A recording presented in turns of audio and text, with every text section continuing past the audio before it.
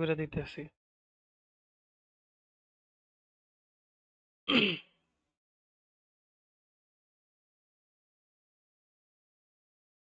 আচ্ছা ভাই, দেখেন তো স্ক্রিন দেখা যায় নাকি?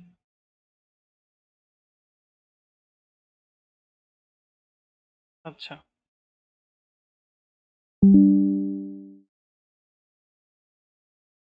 আজকে আমাদের টপিক হইতেছে অডিও স্পেকট্রাম। কিভাবে একটা অডিও স্পেকট্রাম বানাইতে হয়। ধরেন আমরা অনেক সময় অনেক ভিডিও দেখি, গান দেখি ইউটিউবের মধ্যে, যে কিছু পয়েন্টে যে এরকম লাফায় গানের সাথে সাথে বা ভয়েসের সাথে সাথে এরকম আপ ডাউন করে। ওই জিনিসটা আমরা আজকে বানাবো। তো এটার জন্য প্রথমে আমি একটা সলিড নেই, কন্ট্রোল ওয়াই, দেন আমি একটা ব্ল্যাক সলিড নিলাম। নেওয়ার পর আমি এইখানে ওই ইফেক্টটা জাস্ট অ্যাপ্লাই করে দিব। একটা নাম হইতেছে অডিও স্পেকট্রাম।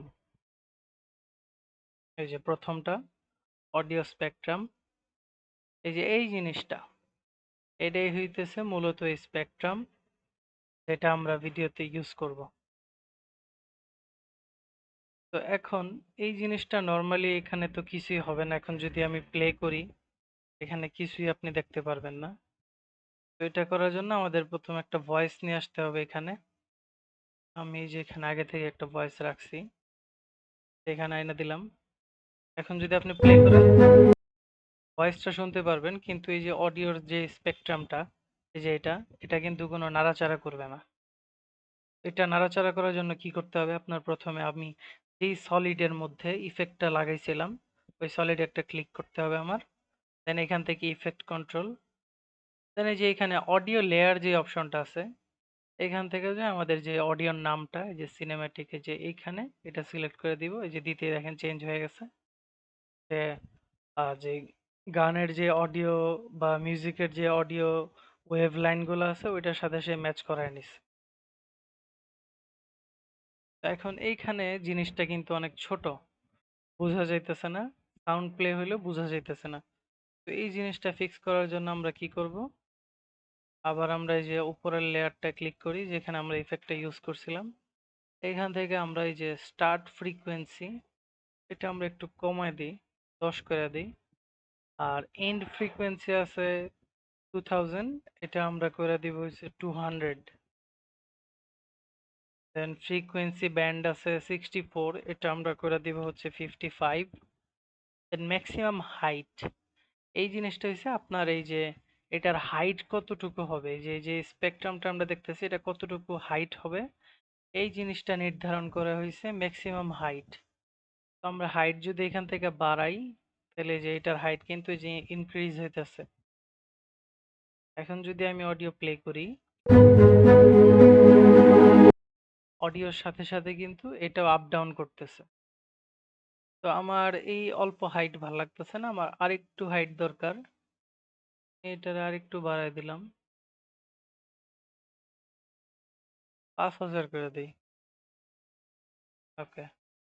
এখন এই যে যে স্পেকট্রামটা আমরা দেখতেছি, এটা কিন্তু উপরেও আছে নিচেও আছে। তো আমি চাইতেছি এটা জাস্ট শুধু উপরের দিকে থাকবে। তো এটা করার জন্য আমাদের কি করতে হবে, এই যে একটু নিচের দিকে আসে, এখানে আমরা যে একটা অপশন দেখা যাইতেছে যে সাইড অপশন, মানে এটা একটা সাইড, এটা একটা সাইড, এটা হচ্ছে সাইড অপশন। তো এখানে কি সিলেক্ট করা আছে, side A and B. Side A হয়েছে উপরেরটা, সাইড বি হয়েছে নিচেরটা। তো আমরা এখান থেকে শুধু সাইড এটা দিব। তাহলে এই যে শুধু উপরের সাইডটা এখন, মানে ওয়েবটা এখন লাফাবে শুধু উপরেরটা। এই যে। তো এইখানে আরো একটা অপশন আছে, ডিসপ্লে অপশন। যেমন এখানে দেওয়া আছে ডিজিটাল, এটা হচ্ছে ডিজিটালটা। আমরা যদি অ্যানালগ লাইন দেই, তাহলে এই যে অ্যানালগটা দেখা যাবে, যে এটা হচ্ছে অ্যানালগ লাইন। দেন আরো একটা আছে, এটা হইতেছে অ্যানালগ ডটস, এটা দিলে শুধু ডট দেখা যায়। তো আমার কাছে ডিজিটালটাই ভালো লাগে, তো ডিজিটালটা আমরা রাখলাম। দেন এখান থেকে আপনি চাইলে কালার চেঞ্জ করতে পারেন আপনার মতো। ধরেন আমি উপরেরটাও সাদা দিলাম, নিচেরটাও সাদা দিলাম, আমার কাছে সাদাটাই ভালো লাগে। তো এই হইতেছে একটা স্পেকট্রাম। তো এখানে আপনি চাইলে আরো কিছু জিনিস করতে পারেন, যেমন ধরেন আমি একটা ইমেজ আছে আমার, এই বা যে কোনো একটা ইমেজ বা ভিডিওতে আমি ওই ভিডিও অনুযায়ী এটা লাগাবো বা ইমেজ অনুযায়ী এটা লাগাবো। তো সেটা করার জন্য আপনি প্রথমে একটা কম্পোজিশন বানান, ওইখানে একটা ইমেজ নিয়ে যান। এরকম যেমন আমি আমার কম্পোজিশন বানাইছি, ওইখানে আমার একটা ইমেজ নিয়ে আসছি। তো আমি আবার প্রথম কম্পোজিশনে যাই, এখান থেকে প্রজেক্টে যাই, এই দ্বিতীয় কম্পোজিশনে আমার ইমেজ, এটা আমি এখানে নিয়ে আসি। এটা নিয়ে আসার পর এটার সাইজটা আমি আরেকটু বড় করতে পারি চাইলে, তা আপনার ইচ্ছা, আপনি কিভাবে করেন। অ্যালাইনমেন্টও ঠিক করেন, অ্যালাইনমেন্ট ঠিকঠাকই আছে।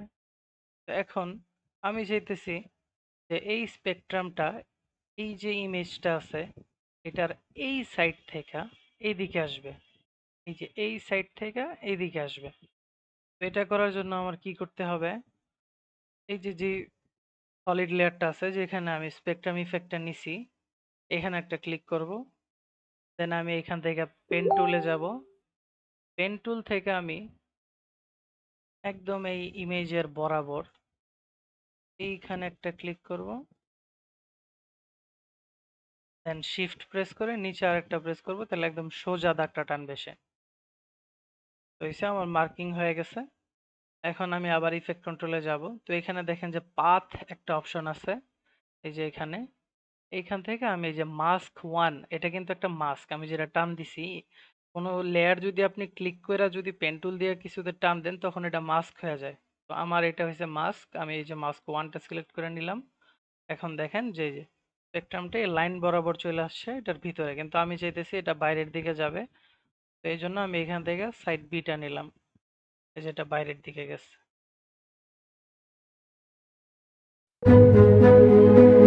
আপনি চাইলে এটা এইখানেও করতে পারেন, চাইলে এটা এইখানেও করতে পারেন, এইদিকে করতে পারেন, তা আপনার ইচ্ছা। তো এই হয়েছে আমাদের স্পেকট্রামের ক্লাস। আপনি চাইলে এটা নিজে নিজে প্র্যাকটিস করতে পারেন, ইউটিউব থেকে আরো টিউটোরিয়াল দেখতে পারেন, এটা কিভাবে আরো কাস্টমাইজ করতে পারেন। আমি জাস্ট একটা আইডিয়া দিয়ে দিলাম যে এইভাবে করতে হয়। দেন এটার আপনি রাউন্ড করে করবেন না এরকম কার্ভ করে করবেন, সেটা কিভাবে করবেন ওটা আপনি নিজে নিজে প্র্যাকটিস করে দেখতে পারেন বা আপনি ইউটিউবের হেল্প নিতে পারেন। আশা করি এতটুকু বুঝতে পারছেন। আচ্ছা, কোন টাইপের ভিডিওতে এটা বেশি ইউজ হয়? এগুলা মেইনলি ইউজ হয়, ধরেন আপনার অনেক ক্লায়েন্ট আছে দেখবেন যে তারা ফেসলেস ভিডিও করে।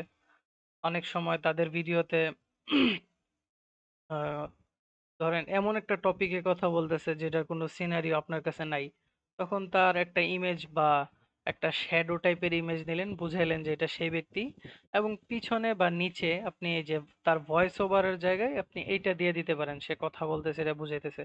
এই স্পেকট্রাম গুলা বেশি ইউজ হয় আপনার, ধরেন বিভিন্ন মানুষের ওই যে ফোন কলের ভিডিও গুলো আছে না, একজন আরেকজনের সাথে ফোনে কথা বলে, ওই সময়ে দুইজনের কথোপকথনের মাঝখানে যে স্পেকট্রাম দিয়া বোঝায় যে হ্যাঁ কথা বলতেছে বা হচ্ছে কথা।